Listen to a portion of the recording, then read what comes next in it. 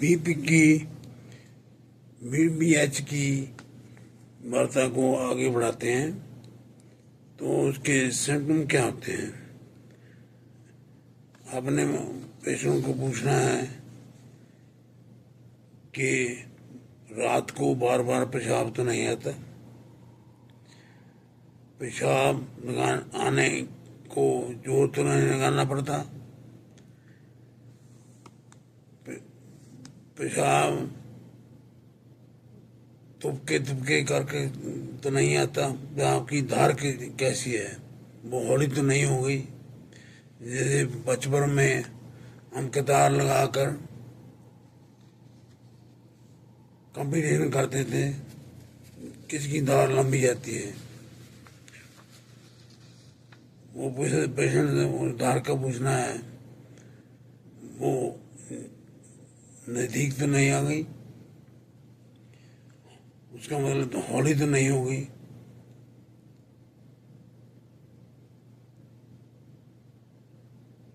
तो आखिर में पेशाब करने के आखिर में आपको ये तो नहीं महसूस हो रहा है कि मेरा ब्लैडर खाली नहीं हुआ, अधूरा है। तो ऐसे सिम्टम होते हैं। तो रात को बार बार पेशाब आना और तेजी से आना, रोक ना पाना, पेशाब आने में तकलीफ होना, ये सारे सिम्टम पेशेंट को पूछने हैं। तो कई बार मेडिकेशन के बारे में पूछना है कि दवाइयाँ होती हैं, जैसे ओवर द काउंटर जहाँ पर्ची की दवाइयाँ डॉक्टर ने लिखी हैं, वो उनके बारे में पूछना है। कई बार वो भी कि दवाइयाँ ये प्रॉब्लम खड़ी कर देती हैं, जैसे एंटी हिस्टामीन्स, बेनाडेल जैसी दवाइयाँ, जहाँ डिकंजेस्टेंट जो नज़ला जुकाम के लिए दवाइयाँ लेते हैं हम, उनसे भी ऐसे सिम्टम पैदा हो जाते हैं। जैसे ओपिएड, कोडीन और मॉर्फिन या किसी फॉर्म में पेंटाडोसन वगैरह लेते हैं तो उनसे भी पेशाब रुक सकता है। तो शाम के समय अल्कोहल, कैफीन और चाय और ऐसे स्पाइसी फूड लेने से भी रात को बार बार पेशाब आता है। तो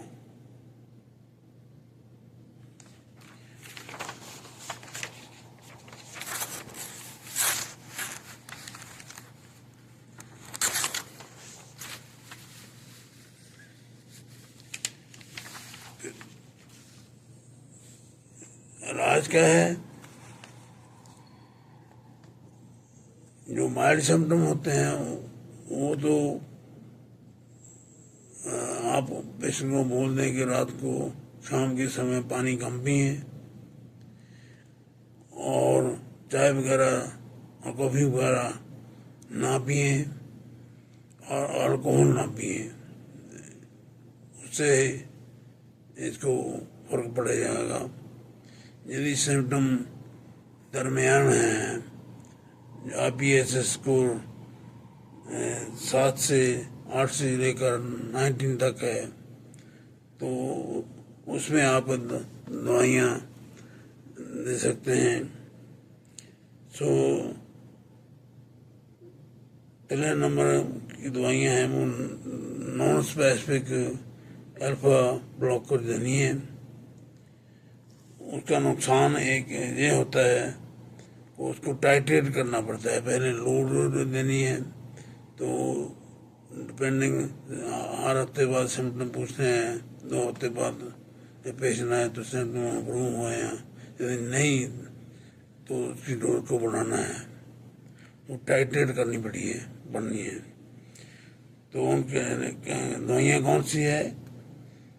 लास्ट नेम जोसन है, एल्फू डोक्सा प्रा टेरा, एल्फोजोसिन डॉक्साजोसिन, प्राजोसिन, टेराजोसिन, ये नॉन स्पेसिफिक हैं।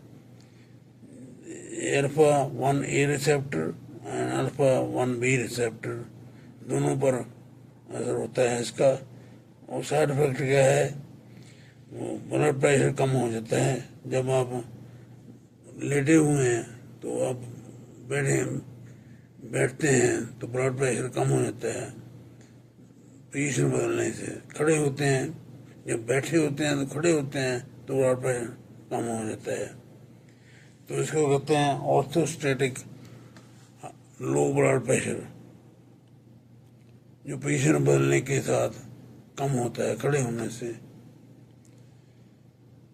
तो उसके लिए आपको पेशेंट को बताना पड़ेगा कि रात को जब उठना है तो पहले बेड पर बैठ जाएं, 1-2 मिनट के बाद फिर उठें। उठने वक्त थोड़ा ध्यान रखें कि दीवार को पकड़ने, किसी को आवाज मंगाने, मंजे को पकड़ने, वो चक्कर आना है, गिर न पड़े आप। तो इस बात का ख्याल रखना है। तो और दवाइयाँ हैं जो काफ़ी सिलेक्टिव होती हैं, ओनली अल्फा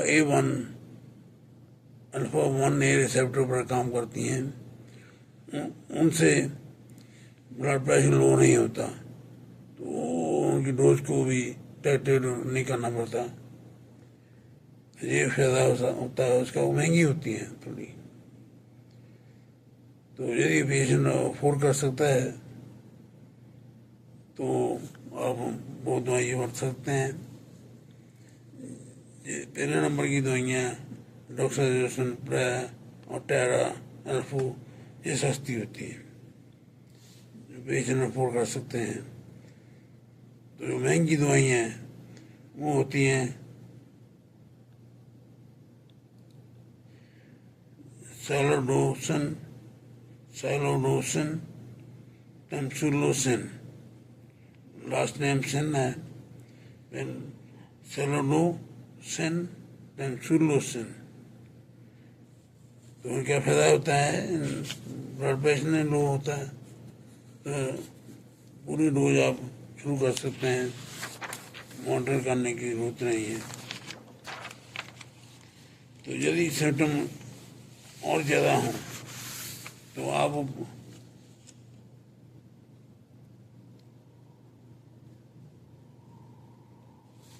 5 अल्फा रेडक्टेज पेशेंट को दे सकते हैं।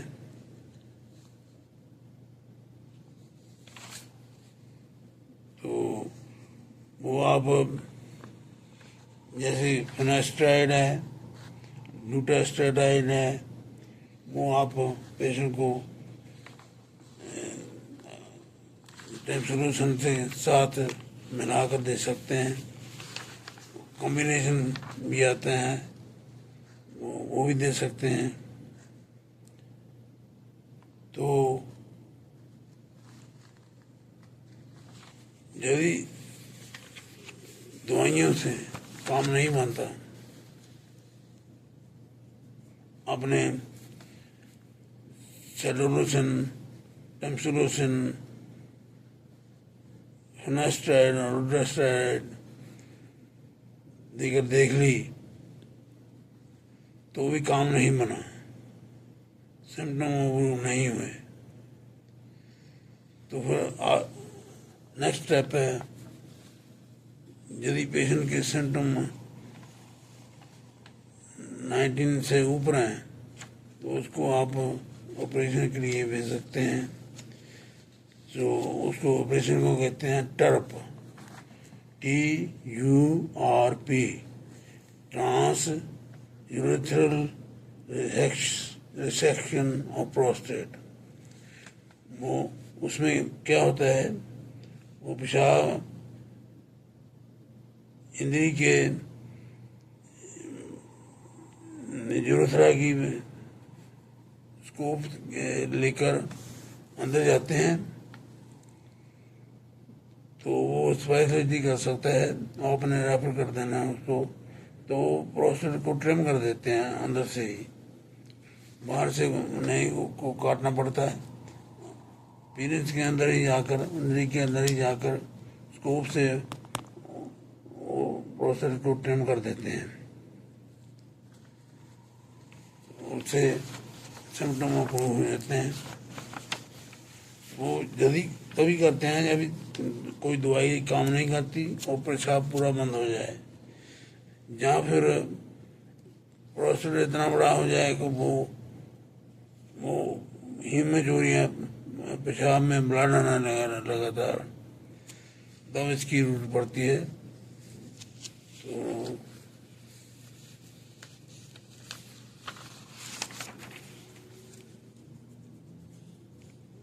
उसका नुकसान, दवाइयों को नुकसान भी होता है, जो ऑपरेशन है उसका भी नुकसान होता है, उसका ध्यान रखना चाहिए।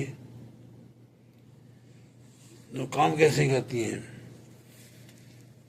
जो दवाइयाँ टेम्सुरोसिन है या प्रेजोसिन है, उसका असर तो एकदम 48 आवर्स में हो जाता है, पर पूरा असर होने में कई हफ्ते लग सकते हैं। तो यदि फेनास्टाइड, डुप्रास्टाइड आप दे रहे हैं, उसके नुकसान हो सकते हैं, उससे लिबिडो कम हो सकती है, जो पहले हमने डिस्कस किया है। लिबिडो, सेक्स करने की जो इच्छा है वो कम हो सकती है। ईडी हो सकता है, ईडी इरेक्टाइल डिसफंक्शन, अकड़ान आने में कमी होना, और ब्रेस्ट बढ़ सकती है और उसमें दर्द हो सकती है। तो काफ़ी लोग देसी दवा जो यूज करते हैं, सापलमेटो, उसके लिए कोई एविडेंस नहीं है, कोई स्टडी नहीं है जो दिखाती हो, कोई इसका एविडेंस नहीं है, कोई स्टडी नहीं दिखाती इसका को फायदा होता है, पर लोग बरतते हैं, पर इसका साइंटिफिक एविडेंस नहीं है। तो ये था, वो काफ़ी आम प्रॉब्लम है बुढ़ापे में। सिर्फ आदमियों में ही प्रोस्टेट होता है। प्रोस्टेट काम क्या करता है, जब आप सेक्स करते हैं तो बीरेज निकलता है, बीरेज करते हैं इसको। तो प्रोस्टेटिक फ्लूइड उसको बोलते हैं, पंजाबी में बीरेज बोलते हैं। तो उसका काम होता है, जो शुक्राणु होते हैं, स्पर्म होते हैं, उनके लिए भोजन का काम करना है। उसने शुक्राणु ने अंडकोश में पैदा होना है, टेस्टिकल्स में पैदा होना है। तो रास्ते में ये प्रोस्टेट उनके लिए खाना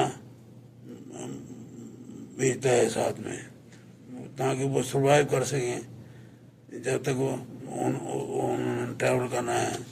सेक्स के जरिए वेजाइना में जाना है, वेजाइना से ट्रैवल होकर फ्लोपियन ट्यूब में अंडे के पास आना है, उसमें के भीतर जाना है। तब तक के लिए उसका फूड ये वीरज देता है उसको सर्वाइव करने के लिए। तो ये हो गया नुकसान दवाइयों के।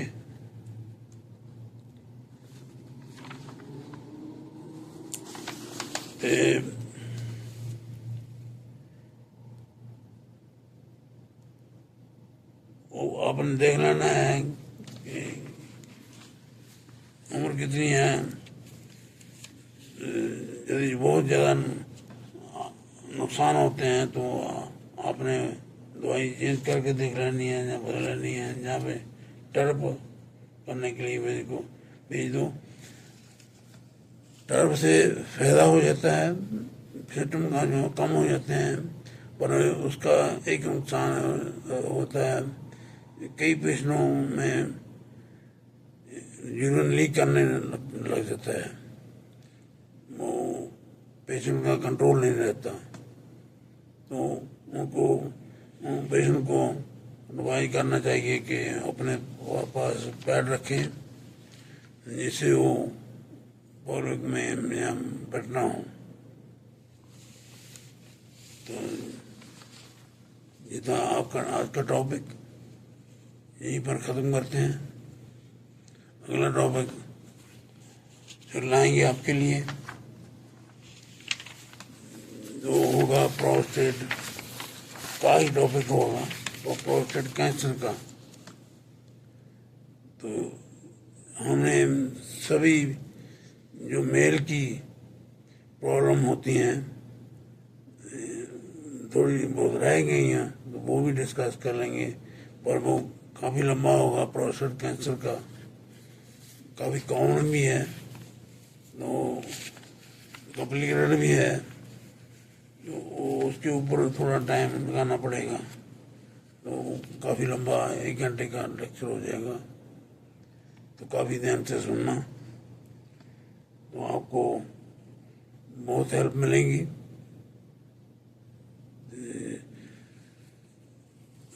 हम बात करेंगे जाते जाते प्रोस्टेट का कैसे पता चलता है बढ़ गया है। एक तो सिम्टम से पता चलता है, और एक DRE से पता चलता है। DRE का मतलब होता है डिजिटल, वो डिजिटल कंप्यूटर वाला डिजिटल नहीं, इंटरनेट वाला डिजिटल नहीं, ये डिजिटल उंगली को बोलते हैं, डिजिटल उंगली। रेक्टल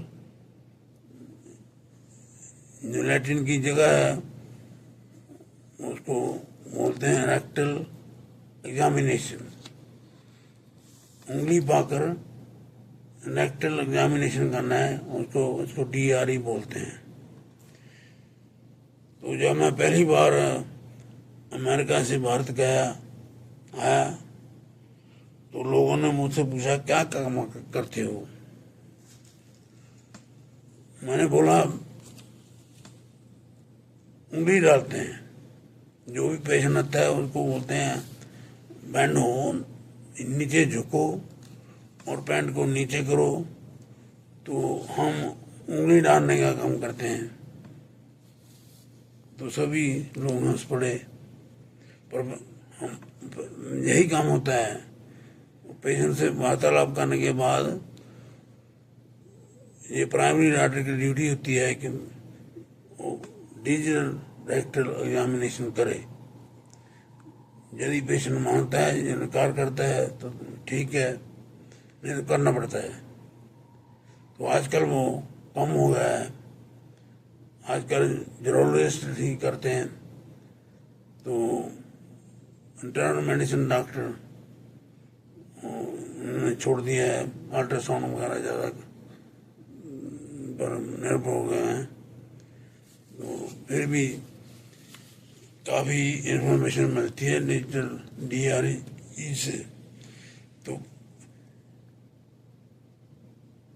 उंगली को आगे की तरफ रखना है, अंदर डालकर आगे की तरफ ऐसे घुमाकर टेस्ट करना है।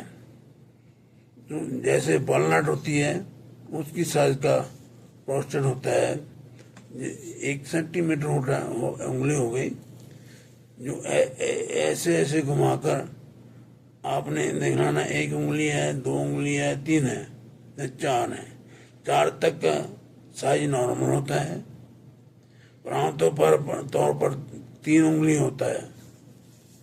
तो यदि 4 उंगली से ज़्यादा हो गए, आपने विचकार में यदि टेस्ट करना है डीआर प्रोस्टेट को। विचकार में ग्रूव होती है, जैसे आड़ होती ना पानी की, नीचे से विचकार से नीची होती है, साइड में वो बम्प होते हैं, उभरी होती है, उसको आड़ बोलते हैं। वो आड़ की तरह ये प्रोस्टेट होता है। मिडल में ग्रूव होती है, निचलापन होता है, तो साइड से बम्प होते हैं। तो आपने एक उंगली बीच की विचकार की गिन लो, उसके साइड को एक को गिन लो, और 1 से 1.5 भी हो तभी ठीक है। तो 4 सेंटीमीटर से ज़्यादा हो गया। जहाँ यदि ग्रूव खत्म हो गई, आपने ऐसे किया, वो विचकार मंडल वाली ग्रूव खत्म हो गई, आपको पता नहीं चला, तो वो भी, उसको भी निशानी होती है प्रोस्टेट बढ़ गया है। तो जब अल्ट्रासाउंड कराएं तो जब प्रोस्टेट का साइज 20 से 25 ग्राम आए तो वो नॉर्मल है। उससे ज़्यादा मुझे 35 ग्राम आए तो वो बड़ा हुआ है। तो और देखना है वो गठी ना हो, तो छोटी मोटी साइज 1 सेंटीमीटर और कम की को गठी ना हो। वो गठी का मतलब होता है प्रोस्टेट कैंसर की संभावना बढ़ जाती है। और देखना है वो दबाने से दर्द ना हो, वो निशानी होती है प्रोस्टेटाइटिस की, इन्फेक्शन की। और जब प्रोस्टेट चेक करना है तब अपने थोड़ा सा स्टूल लग ही जाएगा उंगली पर, वो आपने एक स्टेप होती है अकल्ट ब्लड टेस्ट करने की, वो टेस्ट कर लेना है। खून तो नहीं है, वो दिखाई नहीं देता, तो टेस्ट करके देख लें। तो स्टूल पर अकल्ट ब्लड टेस्ट की स्ट्रिप होती है, तो उस पर लगाकर आप ड्रॉप डालें सोल्यूशन का, तो उससे पता चलता है ब्लड है कि नहीं। यदि ब्लड आया तो उसकी कोलोनोस्कोपी करनी पड़ती है, तो वो उसकी इन्वेस्टिगेशन अलग है।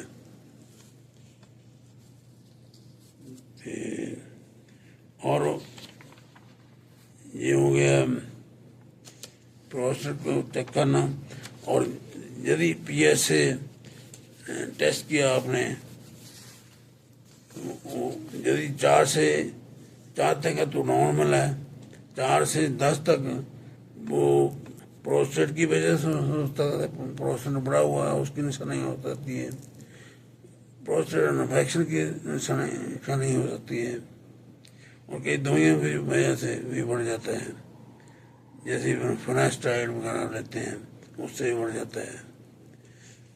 तो यदि 10 से ऊपर आता है तो वो निशानी हो सकती है वो प्रोस्टेट की मरने की, इन्फेक्शन की, पर प्रोस्टेट कैंसर की संभावना बढ़ जाती है। यदि 20 से ज़्यादा आता है तो प्रोस्टेट कैंसर की संभावना और बढ़ जाती है। प्रोस्टेट कैंसर में पीएसए काफ़ी बढ़ जाता है। तो उसमें देखना चाहिए कि कितनी देर में, यदि प्रोस्टेट बढ़ता है थोड़ी देर में भी, 10 से 20-15 हो जाता है, जम करता है थोड़े देर टाइम में, उसको प्रोस्टेट वेलोसिटी बोलते हैं। तो वो भी अच्छी निशानी होती है प्रोस्टेट कैंसर होने की। उसका वार्ता प्रोस्टेट कैंसर की अगले टॉपिक में करेंगे। तो आज का वीडियो पूरा करते हैं। नमस्कार, शब बखैर, बाय।